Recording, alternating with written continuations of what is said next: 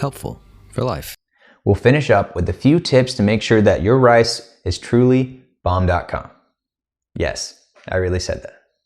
First, I'll mention that there are a lot of different ways to cook rice. This is just one of them. If you are going to cook rice this way though, there are two things you want to make sure not to do while you're cooking. Remove the lid and stir the rice. You don't want to remove the lid because it keeps all of the moisture inside, which maintains that water to rice ratio that you measured out so perfectly. So don't open that lid. Some people claim that when you stir the rice, it can cause issues with the starch, which leads to it being sticky or something like that. We didn't confirm whether or not this was true because if you're not taking the lid off, you can't stir. Problem solved. Boom. Logic. If you notice anything wrong with the rice after you cook it, do a quick internet search. There's a chance you could save it, or at the very least, you'll learn how to not make that mistake next time. For example, you could search rice too wet and you'll find all sorts of solutions. If you want to double or triple the amount of rice that you're cooking, you don't double or triple the amount of water. Unless of course you're using a perfectly sealed container. And that's because the amount of water that evaporates is the same regardless of how much water is in there.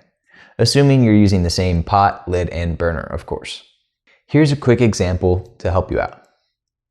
First, start off with a ratio that you know is good. That means for the type of rice you're cooking with the pot, lid, and burner you're using. For this example, we'll say 2 cups of water and 1.5 cups of rice. Then simply subtract the amount of rice from the amount of water. So 2 cups of water minus 1.5 cups of rice is half a cup. That means half a cup of the water is evaporated.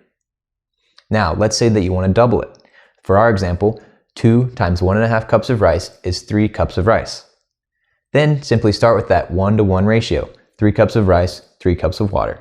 And then just add in that amount of water that evaporated. So 3 cups of water plus the half a cup that will evaporate is 3.5 cups of water. If you want a little more examples or you want to see it visually, check out this video from America Test Kitchen. Here are a few ways you can tweak how you cook the rice to your preference. If you prefer your rice to be a little drier and firmer, add a little less water and cook it for a little less time. If you prefer your rice to be a little more wet and softer, add a little more water. If you don't have time to cook rice completely from scratch, or you don't want to come up with your own flavor combinations, you can buy seasoned rice. It often even comes in a microwavable pouch.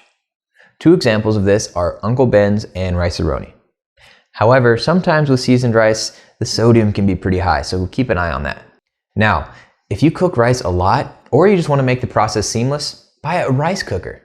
It takes out all this math and it makes it super easy to give you perfect rice every time. We have a suggestion for you in the PDF below. Well, this has been very nice, but I am frickin' tired of rice. So let's move on to the next video.